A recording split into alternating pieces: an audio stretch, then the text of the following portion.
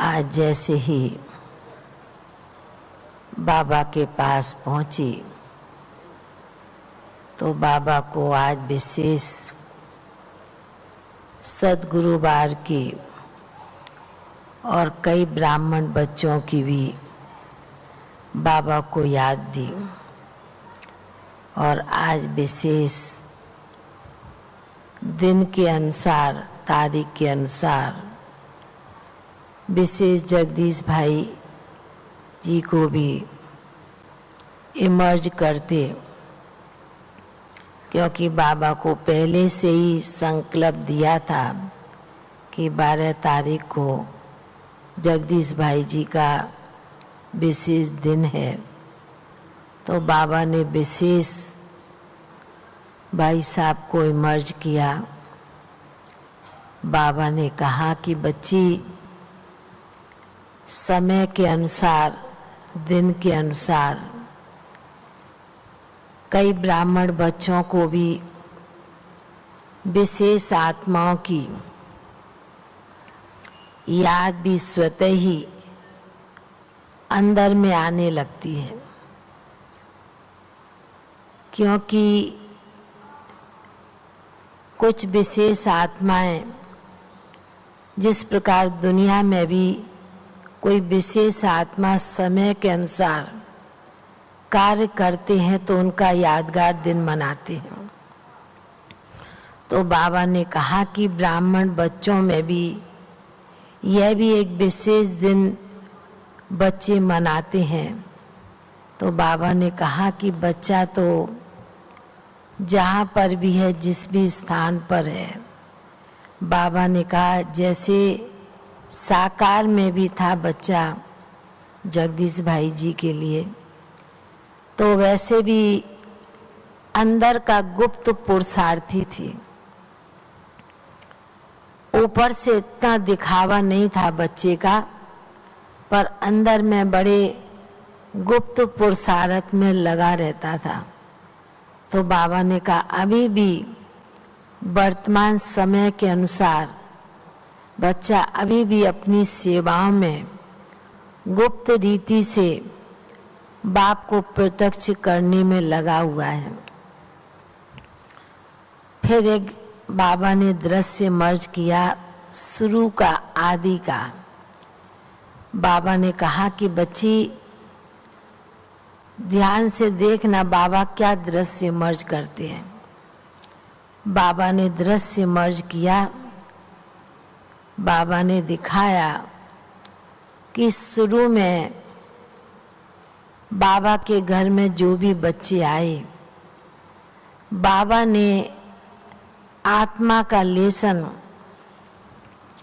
अष्ट शक्तियों के ऊपर कई बातें बच्चों को समझाई। पर बाबा ने कहा कि जैसे दुनिया में छोटे बच्चे पढ़ाई पढ़ते हैं और जैसे जैसे बड़ी पढ़ाई, ऊंची पढ़ाई पढ़ते हैं तो पुराना बचपन का थोड़ा भूल जाते हैं, ठीक उसी प्रकार बाबा ने दृश्य मर्ज करते दिखाया।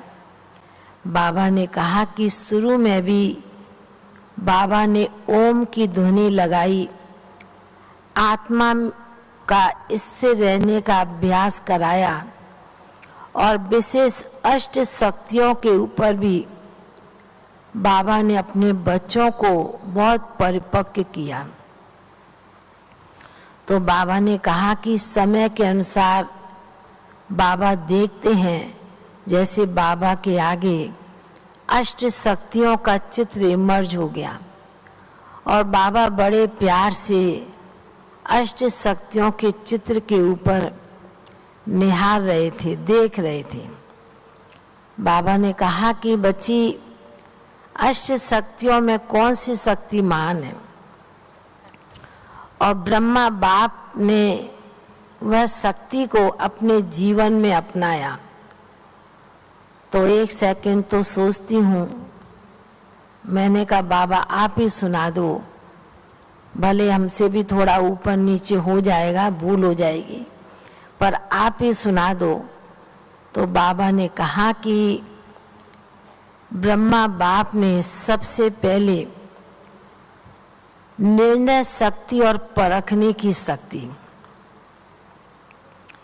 शिव बाबा ब्रह्मा तन में आया तो बाबा ने भी पहले शुरू में इतना परख नहीं सका कि मेरे में कौन आया है, कौन शक्ति आई है। बाबा ने कहा कि फिर बाबा की प्रवेशता होने के बाद आस्ते आस्ते बाबा खुद अनुभूति करता रहा ब्रह्मा बाबा के लिए।